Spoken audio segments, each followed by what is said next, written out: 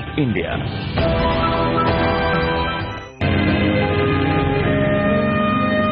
मैं यहाँ पर संविधान की अच्छाइयाँ गिनाने नहीं जाऊंगा, क्योंकि मुझे लगता है कि संविधान कितना भी अच्छा क्यों न हो, वो अंततः बुरा साबित होगा अगर उसे इस्तेमाल में लाने वाले लोग बुरे होंगे, और संविधान कितना भी बुरा क्यों न हो, वो अंततः अच्छा साबित होगा अगर उसे इस्तेमाल में लाने वाले लोग अच्छे होंगे। इसलिए जनता और उसके राजनीतिक दलों की भूमिका को संदर्भ में लाए बिना संविधान पर कोई भी निर्णय देना या कोई भी टिप्पणी करना मेरे विचार में व्यर्थ हो। धन्यवाद। At the stroke of the midnight hour, when the world sleeps, India will awake to life and freedom. देश में आजादी की सुबह विभाजन की लकीर के साथ आई। बंटवारा सरहदों का ही नहीं हुआ, घमासान घर में भी था। मातृभूमि का दलित सपना तड़प रहा था। डॉक्टर अंबेडकर सदियों से पीड़ित शोषितों के लिए उम्मीद की नई सुबह थे। लोकतंत्र का जो सूरज खिला था, उसकी रोशनी दलितों की अंधेरी दुनिया तक पहुंचाने के लिए संविधान बना। धर्म और जाति की सदियों पुरानी जंजीर काटी गई, लेकिन 68 साल में जमीन पर क्या बदला? हमारे देश में आज भी जब आप किसी से मिलते हैं और पूछते हैं तो जो शुरू में जो सवाल आते हैं उसमें वो क्या सवाल होते हैं? वो सवाल होता है कि आप कहाँ के रहने वाले हैं, आपका नाम क्या है, कहाँ के रहने वाले हैं। वो प्रश्न का अर्थ यही होता है कि आपकी जात क्या है। यह है महाराष्ट्र के भंडारा जिले का खैरलांजी गांव। 29 सितंबर 2006 यानी 10 साल पहले यहाँ एक दलित परिवार का नरसंहार हुआ था। हत्याकांड ने महाराष्ट्र ही नहीं पूरे देश को हिलाकर रख दिया। अपनी आंखों के सामने भैया लाल भूत मांगे ने अपने पूरे परिवार को कत्ल होते देखा। आज इस गांव में उसकी डरावनी यादों के सिवा कुछ बचा नहीं। हिंसा के बाद हौसला हारा, वो गांव से दूर चला गया। 6,74,419 एट्रोसिटी की घटनाएं, ये अपने आप में एक बड़ा चिंता का विषय है। इसमें 13,766 दलित मारे गए, उनकी हत्याएं हुई। 27,000 से ज्यादा दलित महिलाओं के साथ बलात्कार हुए। तो ये जो घटनाएं हैं, अगर हम इन घटनाओं को थोड़ा सा और इम्पैक्ट के तौर पे देखें तो करीब 70 लाख लोग एट ए मिनिमम लेवल अत्याचारों से पिछले 25 सालों में प्रभावित हुए हैं। हत्याकांड के 10 साल बाद भी खैरलांजी के दलित अपने अगड़े पड़ोसियों पर भरोसा नहीं कर पाते। डर का साया इतना गहराया कि ज्यादातर परिवार गांव से पड़ोसी गांवों की बस्तियों में पलायन कर गए, लेकिन कुछ परिवार वहीं रह गए। डर के साए में आज वो कैसे रह रहे हैं, यही जानने CNBC आवाज की टीम खैरलांजी पहुंची। गांव के छोर पर हमारी मुलाकात हुई खोबरागड़े परिवार से। दलित होने का दंश क्या होता है, ये खोबरागड़े परिवार की शशि कला से सुनिए। हमारे कामकाज में दिक्कत आती, मगर हम अपने तरीके से वो दिक्कतें को पार रहे हैं।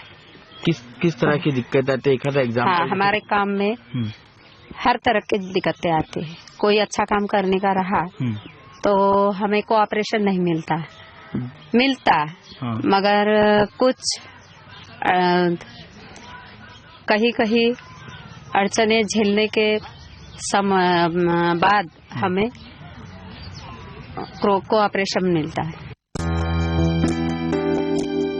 शशि कला के घर की दीवारों में खिल रहे सपनों और उम्मीदों की नई सुबह है शशांक खोबरागड़े।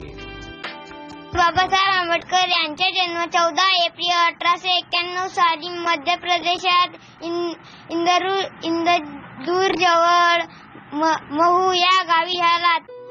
झोपड़ियों में पल रहे इन सपनों की राह आसान नहीं। महीने भर की मेहनत से परिवार सिर्फ 5,000 रुपए कमा पाता है, लेकिन आधी रोटी खाकर भी परिवार पेटे की दुनिया से अज्ञान के अंधेरे को हटाना चाहता है। वो उसको पढ़ाना चाहिए क्या? पढ़ाना तो चाहते हैं हम। हाँ। वो जहाँ तक जा सकता है वहाँ तक पढ़ाएंगे, गांव का नाम रोशन करेंगे, ये इच्छा है। खैर लांजी हो या देश के दूसरे गांव, हर जगह दास्तां एक सी ही मिलेगी। हकीकत तो ये है कि आज भी गांवों तक पहुंचते पहुंचते डॉक्टर अंबेडकर के सपनों का दम घुट जाता है। मूक नायकों को आवाज तो मिल गई, लेकिन स्कूल, पुलिस थाने हो या कारोबार, हर जगह पर आज भी भेदभाव खत्म नहीं हुआ। अगर जाति व्यवस्था का निर्मूलन करना है तो धर्म ग्रंथों को बारूद लगाने की जरूरत है। National confederation of Dalit organisation की रिपोर्ट कहती है, देश के करीब 37.8% गांवों के सरकारी स्कूलों में दलित बच्चों को अलग से बैठाया जाता है। 33% सरकारी हेल्थ कर्मचारी दलितों के घर जाने से मना कर देते हैं। और तो और देश के करीब 23.5% दलितों के घर आज भी चिट्ठी नहीं पहुंच पाती। इस हकीकत से हम खैर लांजी में भी रूबरू हुए। शशिकला ने आंगनबाड़ी सेविका की नौकरी के लिए आवेदन किया। महीनों तक उसके पास कोई जवाब नहीं आया, जबकि गांव के गैर दलितों के घर चिट्ठी आसानी से आ गई। डॉक्टर अंबेडकर ने कहा कि एक माँ है, उसके 2 बच्चे हैं, एक बच्चा कमजोर है, दूसरा बच्चा बीमार है, और उस माँ के पास एक अंडा है। तो उस माँ को तय करना है कि अंडा किसको देना है। और उसमें हमारा मानना यह है कि माँ जो अंडा देती है वो कमजोर बच्चे को नहीं देती, वो बीमार बच्चे को देती है। हमारे यहां प्रॉब्लम यह है कि अंडा आप आधा आधा दे रहे हैं। आप न्याय दिखाने के चक्कर में आप अन्याय कर रहे हैं। सच तो यह है कि हिंदुस्तान के ग्रामीण समाज की कोई एक इकाई नहीं होती। इसके 2 बड़े बड़े हिस्से हैं, एक सवर्ण और दूसरे अछूत। नागपुर के गोपाल राजवाड़े की कहानी भी कुछ ऐसी ही है। गोपाल 7 साल से नागपुर साईं मंदिर में नारियल फोड़ते थे, लेकिन अब अचानक से इस काम के आगे जाति की दीवार खड़ी हो गई। शाम के साहब आए तो मैंने सेवक से बात करा, मैं और मेरा जोड़ीदार गया था, तो हमने बात करा, साहब क्या होगा? तो बोले तुम दोनों नारियल नहीं फोड़ना। तो बोला ऐसा कैसे नारियल फोड़ेंगे? तो बोले तुम अपना साफ सफाई काम करते हैं, सिपर का काम करते हैं, तुम नारियल नहीं फोड़ना। बोले ऐसा नहीं चलता साहब। बोले हमको 5 साल हो गया, हमको 7 साल हो गए, कोई ट्रस्टी ने हमको मना नहीं करा। अरे हमको मना कर रहे नहीं, अब वो बोले तुमको मेरी सुनना पड़ेगा। बोला ऐसा होता नहीं, आप जातिवादी बात कर रहे हो। बोला साहब, बोला कभी भी अपर कास्ट के घर गए तो उन्हीं की चारपाई पर दलित को बैठने का अधिकार नहीं था। जाति को डॉक्टर अंबेडकर इंसानियत का सबसे बड़ा दुश्मन मानते थे। इस बंधन ने मनुष्य को बांटा। जमीन, हवा, पानी सब जगह दलितों पर बंदिश थी। सवर्ण जो है वो शासन करते हैं और मालिक हैं, जबकि अछूत उनकी खानदानी गुलाम प्रजा है। तुम किस जाति के हो? गांधी आजादी की लड़ाई लड़ रहे थे तो अंबेडकर नागरिक हकों की लड़ाई में जुटे थे। मंदिर में प्रवेश की लड़ाई थी तो गांव के कुओं तालाब से पानी के लिए सत्याग्रह भी करना पड़ा।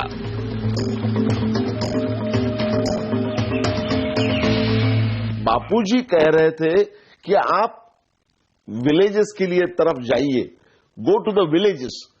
उसी समय डॉक्टर अंबेडकर अपने अनुयायियों को कह रहे थे कि आप गांव को छोड़ के शहर में आ जाइए। हिंदुस्तान के गांवों में दलितों के लिए जाति की जंजीरें थीं और जीने का सहारा झूठन था। लिहाजा अंबेडकर को यकीन था कि दलितों की मुक्ति का रास्ता शहरों से होकर गुजरता है। इसलिए खुद भी कोलंबिया और लंदन में पढ़ाई की, फिर हिंदुस्तान में हक से जीने की जद्दोजहद के बाद मंत्र दिया, पढ़ो, संगठित हो और हक मांगो। बाबा साहब अंबेडकर के पहले भी हमारे यहाँ नायक हुए हैं। गांधी को ले लें, नेहरू को ले लें, टैगोर को ले लें, लेकिन कहीं ना कहीं विकासात्मक धरातल पर उन नायकों की जो पूंजी थी वो न्याय दिलाने में कामयाब नहीं हुई है। जो पृथक समाज था, दीगर समाज था, दलित समाज था। गांधी का ग्राम स्वराज हो, नेहरू का सोशलिज्म हो, मार्क्सवाद हो, कहीं ना कहीं ये दलितों को न्याय दिलाने में सफल नहीं हुए हैं। गांधी भी छुआछूत को खत्म करना चाहते थे, लेकिन वो हृदय परिवर्तन में यकीन करते थे। पर अंबेडकर को इस बात पर भरोसा नहीं था। गांधी गांव जाने की बात कर रहे थे तो अंबेडकर कहते थे कि शहर जाओ और उच्च शिक्षा हासिल करो। आजादी के बाद देश के संविधान ने तो बाबा साहेब के विचारों को आत्मसात किया और दलितों को पढ़ाई में आगे बढ़ने के मौके दिए, लेकिन संविधान बदला, देश का मन नहीं। इस लड़ाई को 21वीं सदी में यदि आगे बढ़ाना है तो हमें अंबेडकर के विचार को आगे ले जाना होगा, और आगे ले जाने के लिए उसमें सामाजिक न्याय की परंपरा के सभी लोगों को जोड़ना होगा। बाबा साहब से पहले फुले को जोड़ना होगा, नारायण गुरु को जोड़ना होगा, पेरियार को जोड़ना होगा, उनके समय के राम मनोहर लोहिया को जोड़ना होगा।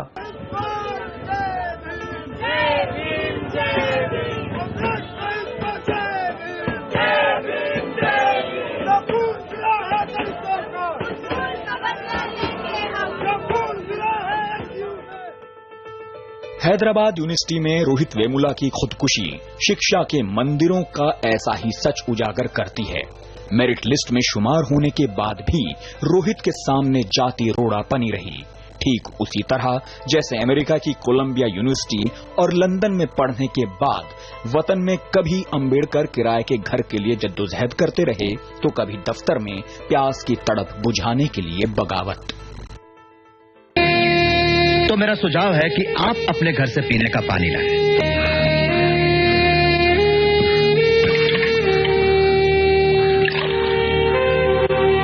अगर आप विद्वान प्रोफेसरों को मेरे पानी पीने पे ऐतराज होता है तो मेरा सुझाव है कि आप अपने घर से पीने का पानी लाएं। रोहित भी अंबेडकर के सपनों को साकार करना चाहता था। उस लड़ाई को नई धार देने की उसकी ख्वाहिश थी, लेकिन इन ख्वाहिशों के पंख को वक्त से पहले काट दिया गया। आत्महत्या नहीं की उसने अपनी कुर्बानी दी हिंदुस्तान के लिए, उसने अपनी कुर्बानी दी इस देश के लिए। उसने कहा कि मैं ऐसे देश में नहीं रहना चाहता हूं जिसमें मेरे देश जैसे व्यक्ति के लिए जगह नहीं है। रोहित वेमुला केस अभी सुर्खियों में है, लेकिन अखबारों के अंदर के पन्नों पर गौर कीजिए तो पता लगता है कि गैर बराबरी का घाव देश भर के शिक्षण संस्थानों में नासूर बनता जा रहा है। 47 जो हमारे सेंट्रल यूनिवर्सिटी के वाइस चांसलर हैं, उनमें से एक दलित होगा और सुप्रीम कोर्ट ऑफ इंडिया के अंदर कोई नहीं होगा। तो मैं ये देख रहा हूं कि जो प्रतिनिधित्व पॉलिसी लेवल पर होना चाहिए उसका नितांत अभाव है, और पॉलिसी लेवल पर जब तक दलितों का प्रतिनिधित्व नहीं होगा तो वह पॉलिसी के अंदर, प्रोग्राम्स के अंदर परिलक्षित नहीं होगा। सवाल सिर्फ कम नामी कैंपसों का नहीं, देश और दुनिया में देश के नामी शिक्षण संस्थानों में दलित बनाम गैर दलित की आग सुलग रही है। IIT, एम्स और दूसरे उच्च शिक्षा संस्थान में अंबेडकर की बात करना भी मुसीबत मोल लेने जैसा है। मुझे पीट कर प्रिंसिपल के पास ले जाते हैं, प्रिंसिपल के सामने ही मारते हैं, मुझे मारते हैं। प्रिंसिपल कुछ नहीं कहती, इस पर कोई जवाब नहीं देती। मेरे से पोस्टर भी छीन लिया जाता है, और जब मैं घर पे फोन करने की कोशिश करता हूँ तो मेरा फोन भी छीन लिया जाता है। तो इसका मेरिट से कोई लेना देना नहीं है। जब मेरिट बोले ना तो मेरिट तो हम रोज बहुत सारे एग्जाम देते हैं, बहुत को फेल करते हैं मेरिट। कि जितने फर्जी लोग हैं, कोई तो ब्राह्मण है तो ब्राह्मण सुपरवाइजर पकड़ लेगा। बाबा साहब का प्रेजेंस उच्च शिक्षण संस्थानों में अभी हुआ है और इसलिए बाबा साहब अंबेडकर पर बात चल रही है। लेकिन मुझे नहीं लगता है कि कोई भी व्यक्ति या कोई भी सरकार बाबा साहब के बात करने वालों के खिलाफ होगी या बात बाबा साहब के खिलाफ होगी। अगर ऐसी बात देखें तो मुझे नहीं लगता है कि सीधे विचारधारा के धरातल पर बाबा साहब का कोई भी पॉलिटिकल पार्टी आज के समय में विरोध कर रही है। आगे देखिए, कारोबारी दुनिया में दलितों का हाल जारी है। अंबेडकर हमें माफ करना।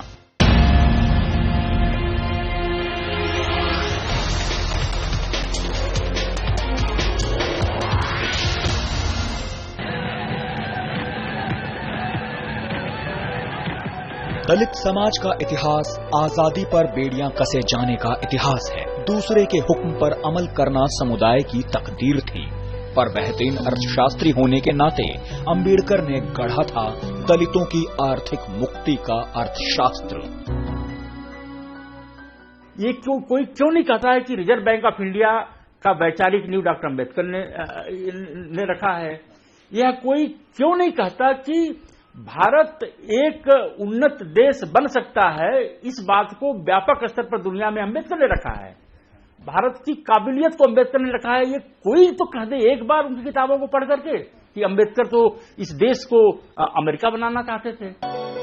स्टैंड अप इंडिया के सियासी शोर, जुमलों की बाजीगरी से पहले डॉक्टर अंबेडकर ने जो हौसला और हिम्मत दिया, उससे लाख मुश्किलों के बाद भी आज दलित अरबपतियों की पूरी एक खेप तैयार हो गई। ये वो चेहरे हैं जो हिम्मत और हौसले की कहानी कहते हैं। जाति की जंजीरों को तोड़कर, सुविधाओं से महरूम रहकर, भेदभाव सहकर इन्होंने अपने लिए मौके बनाए। अंधी गली में इन्हें सिर्फ सहारा मिला अंबेडकर नाम की रोशनी का। यह जो सरनेम के टाइटल है, इससे जाति पता चल जाती है, तो फिर बैंक का मैनेजर की ट्रीटमेंट ही बदल जाती है। वो पता नहीं कौन बैठा है उस बाजू में। फिर अगर कुछ टाइटल्स ऐसे है कि जिससे जाति नहीं पता चलती, जैसे भोसले है जो अपर कास्ट में भी है, गायकवाड़ है वो दोनों में भी आता है, तो उससे जाति पता नहीं चलती। फिर वो उसका एड्रेस ढूंढते हैं, फिर एड्रेस के ऊपर अगर लिखा है अंबेडकर नगर है तो ही आइडेंटिफाइज दैट दिस गाय ये दलित समाज का। तो ऐसे बहाने बहुत है बैंकों के पास लोन न देने के शेड्यूल कास्ट और शेड्यूल ट्राइब। अंबेडकर मैनिफेस्टो में इंडस्ट्रियल एंटरप्राइज पर जोर था। में दलित मर्सिडीज खरीद सकता है और ठाकुर साहब को अपना ड्राइवर बना सकता है। एक बात तो ये किया कैपिटलिज्म ने कि आपका जो सोशल मार्केट है, चाहे कितनी भी बड़ी आपकी चुटिया हो, कितना भी बड़ा जनेऊ पहन रखे हो, अगर हाथ में पैसा नहीं है तो आपको दुकानदार मोबाइल नहीं बेचेगा। देखिए, मुझे लगता है कि जो प्राइवेट संस्थाएं हैं उनके अंदर अभी तक दलितों का कोई प्रतिनिधित्व नहीं है, और इस बात से ये बात प्रमाणिक होती है कहीं ना कहीं कि दलितों के अंदर जो प्रतिनिधित्व दिया जाना चाहिए था, संविधान सम्मत वो प्रतिनिधित्व नहीं हुआ है। ये विडंबना नहीं तो और क्या है कि अंबेडकर पूरी जिंदगी हिंदू धर्म की सबसे बड़ी बुराई जाति प्रथा से लड़ते रहे। दिसंबर 1956 में अंबेडकर दुनिया छोड़ गए और इससे ठीक 2 महीने पहले अंबेडकर ने बौद्ध धर्म को अपना लिया। शरणं गच्छामि धम्मं शरणं गच्छामि संघं शरणं गच्छामि। अंबेडकर का बौद्ध बनना जन्म के बंधन और जाति की गुलामी के खिलाफ बगावत थी। हालांकि मैं हिंदू पैदा हुआ हूँ, लेकिन मैं भरोसा दिलाता हूँ आपको कि एक हिंदू के रूप में हरगिज नहीं मरूंगा। डॉक्टर भीमराव अंबेडकर की। 1932-33 से ही उन्होंने चेतावनी देना शुरू कर दिया था हिंदू समाज को कि हिंदू समाज में सुधार आया। जब सुधार नहीं आया तब थक करके या जब असफल हो गए तब जाकर के उन्होंने बौद्ध धर्म को अपनाया। बौद्ध धर्म इसी मिट्टी का धर्म है और बौद्ध धर्म में अंधविश्वास नहीं है। ये की तकदीर में पिछले जीवन में यह था, इसलिए अछूत पैदा हुआ हो या गरीब पैदा हो या लंगड़ा लूंजा और अंधा कोढ़ी इसलिए पैदा हो रहा है कि पिछले जीवन का पाप है। सब कुछ नहीं है, जाति नहीं है, इसलिए उन्होंने अपनाया था। अंबेडकर ने हिंदू कोड बिल पर कांग्रेस से बगावत की और कानून मंत्री का पद छोड़ा। आजादी के बाद आरक्षण के कारण दलित एक बड़े वोट बैंक में तब्दील होते गए। विडंबना देखिए कि आज आरक्षण दलितों की मुक्ति का रास्ता नहीं, बल्कि दलित वोट बैंक की जरूरत बनकर रह गया है। डॉक्टर अंबेडकर को शुद्ध एक लिफाफा बनाने की कोशिश हो रही है, जिस लिफाफे के अंदर जो चाहे अपना मजमून डाल दे। आरएसएस का मना है वो अपनी बात डाल दे, कांग्रेस का मना है वो अपनी बात डाल दे। डॉक्टर अंबेडकर का चेहरा चलेगा, विचार नहीं चलेगा। आज इस चीज का खतरा है। आरक्षण राष्ट्र निर्माण की प्रक्रिया है, समाज बांटने की प्रक्रिया नहीं है।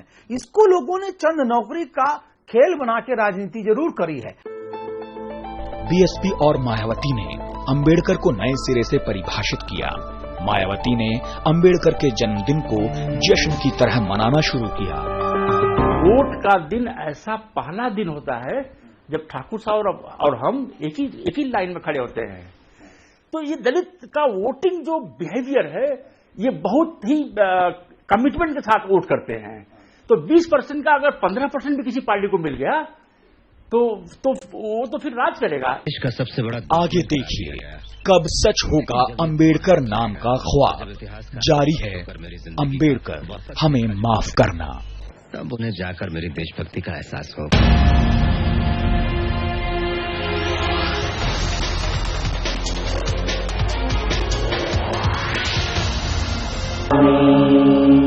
अंबेडकर आज पार्टी के एजेंडे में है, लेकिन अंबेडकर के सपने को सच करता कोई नहीं दिखता। ताज्जुब ये है कि अंबेडकर की शख्सियत को अब दुनिया भी नई रोशनी में देख रही है।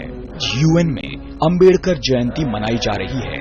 वो गांधी, मंडेला और मार्टिन लूथर किंग की कतार में शामिल हो गए हैं। दुनिया की हर चीज जिसमें कुछ होता है उसका फैशन बनता है। सवाल वो नहीं है। सवाल ये है कि जो लोग डॉक्टर अंबेडकर की विरासत में, उनके विचार में विश्वास करते हैं, क्या वो लोग उनके विचार की धार को, उसके पैनेपन को, उसके सच्चाई को, उसकी प्रामाणिकता को बनाए रखना चाहते हैं? क्या वो उसको बनाए रख सकते हैं? क्या वो कम से कम एक ऐसी छोटी धारा बना के रख सकते हैं जहां उनके विचारों को आगे बढ़ाया जा सके? ये सच्चा इम्तिहान है। अंबेडकर की जिंदगी पर बनी बायोपिक को 14 साल तक दूरदर्शन पर दिखाया नहीं गया। जब आरटीआई के जरिए इस पर सवाल उठे तो संविधान दिवस यानी पिछले साल 26 नवंबर को राज्यसभा टीवी पर इसका प्रसारण रात में हुआ और अब अंबेडकर की 125वीं जयंती पर इसे दूरदर्शन पर दिखाया जा रहा है। दलितों के सूखे सपनों में रंग भरने के लिए अंबेडकर ने जो कुछ किया, इस पर अंबेडकर ने खुद कहा था कि एक दिन इतिहास उनको जरूर समझेगा। इसमें कोई अतिशयोक्ति नहीं कि आज इस देश के हिंदुओं के दिल में सबसे ज्यादा नफरत मेरे लिए है। मुझे देशद्रोही करार दिया गया, नाशक ठहराया गया हिंदुत्व का, इस देश का सबसे बड़ा दुश्मन करार दिया गया। लेकिन जब ये धुआं हट जाएगा और जब इतिहासकार निष्पक्ष होकर मेरी जिंदगी का वापस लेखा जोखा करेंगे, तब उन्हें जाकर मेरी देशभक्ति का एहसास होगा। ऐसा अगर नहीं हुआ तो? नहीं हुआ तो मैं परवाह नहीं करता। मैं जानता हूं कि पीड़ित वर्गों का मेरे काम में असीम विश्वास है।